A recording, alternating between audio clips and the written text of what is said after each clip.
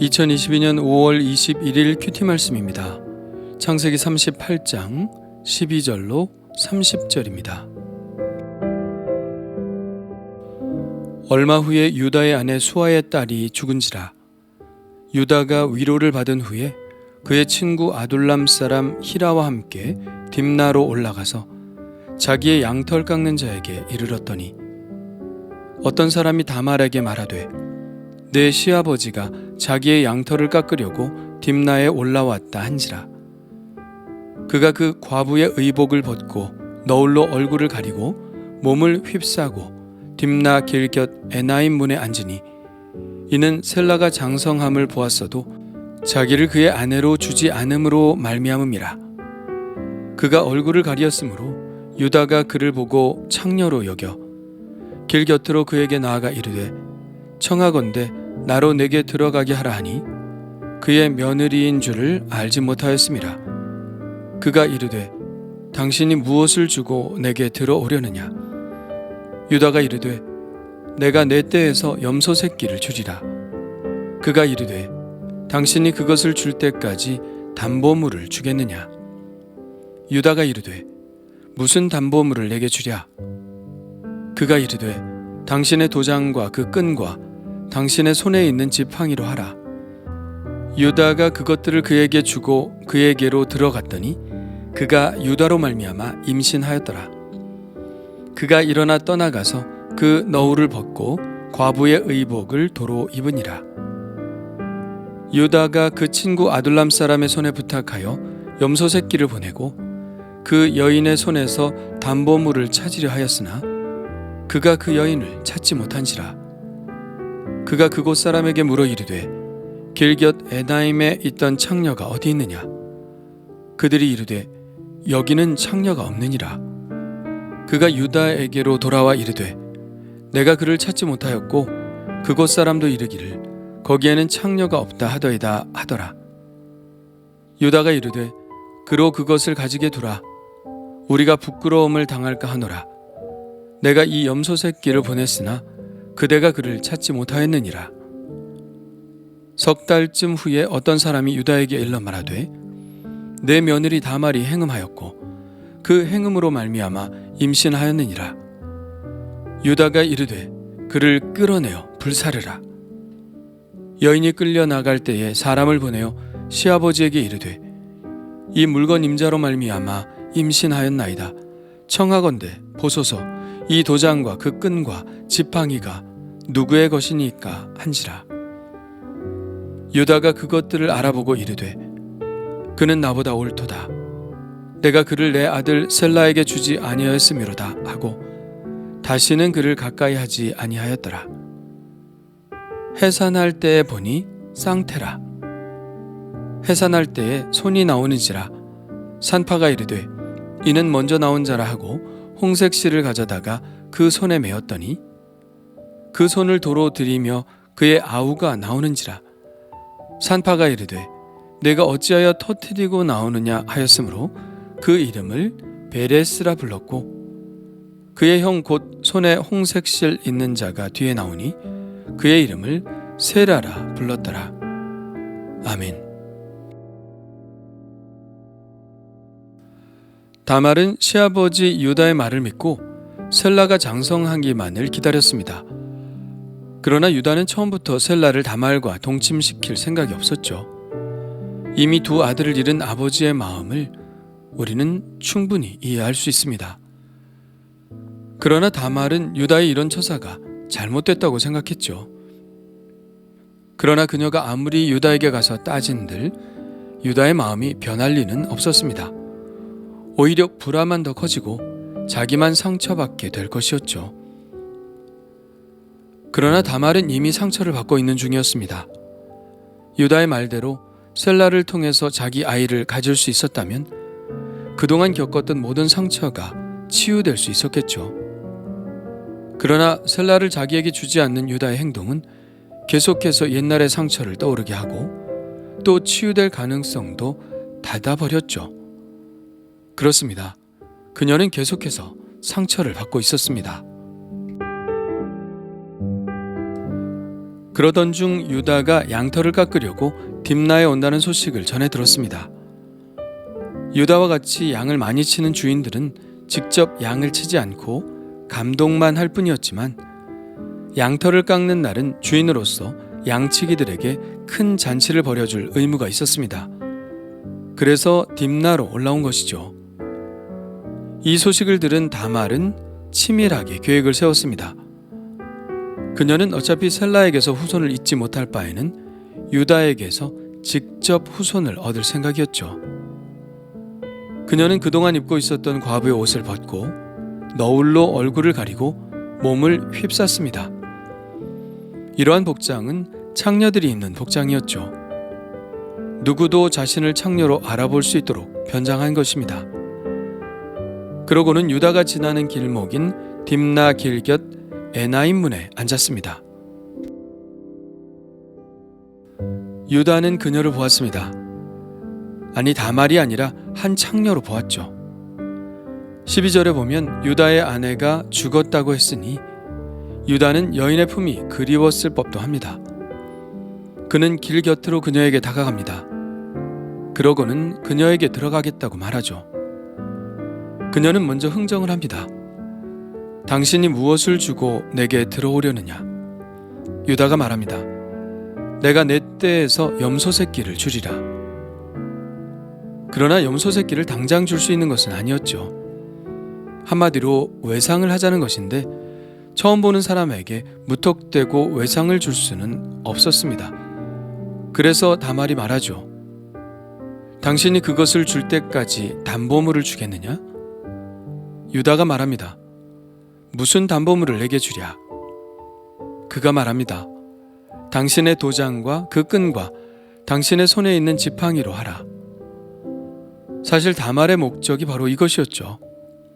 자기에게 들어온 사람이 유다라는 틀림없는 징표를 얻는 것. 그것이 목적이었습니다. 왜 이것들이 그녀가 원하는 것들이었을까요? 그녀는 지금 목숨을 걸고 이 일을 하고 있는 것입니다. 행여 자기가 이 일로 임신을 했다는 소문이 유다의 귀에 들리면 그녀는 그 자리에서 처형을 당해야 했죠.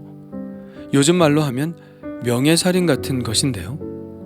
요즘도 그런 일들이 있는데 수천 년 전에는 오죽 당연한 일로 여겨졌겠습니까? 그래서 그녀가 살려면, 그리고 그녀의 목표인 그녀의 후손이 살려면 이 아이의 아버지가 누구인지를 분명하게 밝혀야 했습니다. 그래서 그녀는 유다임을 부정할 수 없는 징표 셋을 요구한 것이죠. 당시 명망 있는 인물들은 자신의 도장을 목에 걸고 다녔습니다. 그러니 그 힘을 부인할 수 없는 물건이었고, 또 지팡이도 소유주의 이름을 새겨 넣었기 때문에 이것 또한 부정할 수 없는 증거가 되는 것이죠. 다말은 그렇게 이 담보들을 확보한 후에 유다와 동침했습니다. 그리고 드디어 임신을 했죠. 아직 유다가 할 일이 남았죠. 자신이 약속했던 염소 새끼를 그 창녀에게 주고 자기의 담보물을 찾아오는 것입니다. 그는 이 일을 친구 아둘람에게 부탁했는데요. 그런데 아둘람이 아무리 찾아도 그 여인을 찾을 수 없는 겁니다. 그래서 사람들의 말을 들어보니 여기는 창녀가 없다는 것입니다. 아둘람이 유다에게 가 그 이야기를 하니 유다가 말합니다. 그로 그것을 가지게 두라. 우리가 부끄러움을 당할까 하노라. 유다는 약속을 지켰다는 것을 분명히 하고 자기의 담보물은 포기하기로 합니다. 왜냐하면 이 일을 계속해서 들추고 다녔다가는 자신의 품위가 상하게 될 것임에 틀림없었기 때문입니다. 유다는 이 일이 이렇게 하나의 해프닝으로 끝난 줄 알았을 겁니다. 그러나 석 달쯤 시간이 지난 후 청천벽력 같은 소식이 들려오죠. 바로 그의 며느리 다말이 행음하였고 그 결과 임신을 했다는 것입니다. 유다는 그 소식을 듣자마자 당장 그녀를 끌어내어 불사르라고 명령하죠. 이 명령은 유다만이 할 수 있었습니다. 다말은 여전히 유다의 집안에 속한 사람이었기 때문이죠.